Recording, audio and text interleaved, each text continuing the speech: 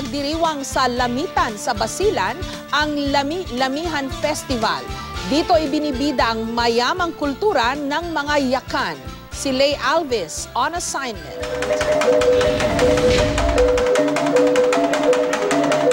Kung yaman lang daw ang pag-uusapan, kultura ang ipinagmamalaki ng Lamitan City sa Basilan. Isama pa mga tradisyong matagal ng pinakaiingat-ingatan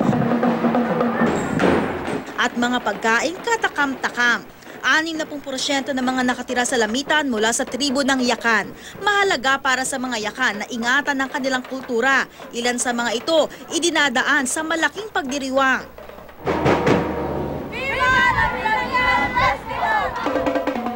Makulay, maingay at masaya.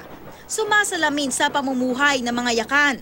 Dahil ang lami-lamihan ay tungkol sa nakagawian ng mga Yakan, isang ipinagmamalaking tradisyon ang isinagawa sa araw na iyon.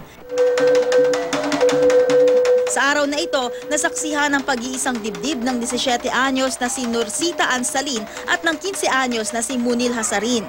Pagkawin ang tawag sa tradisyonal na kasal na ito ng mga Yakan.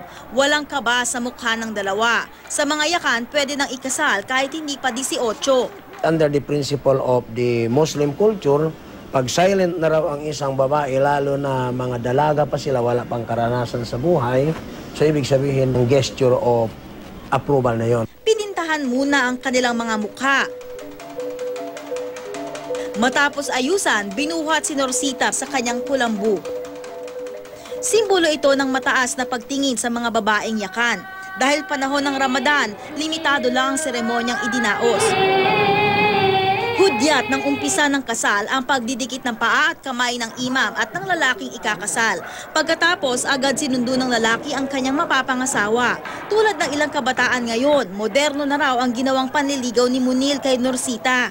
Di ba sa Yakan, parang pinapayagan na magkaroon ng 4 o 3 asawa yung lalaki? May plano ka ba na... Wala na. Wala. Siya na talagang minamahal. Bukod sa panliligaw, tila binago na rin daw ng panahon ang mga nakagawian. Ang ginagawa nila tulad nung una, pero hindi na 3 days, 1 day na lang. Nawawala na yung kultura. Yun Muslim rights ang hindi nawawala. Nang matapos ang mga seremonya, ganap ng mag-asawa sina Norsita at Munil. Handa man daw o hindi sa bagong kabanata sa kanilang buhay, ang mahalaga, sumunod sila sa kanilang kultura. Ako si Lay Alves at ito ang aking assignment.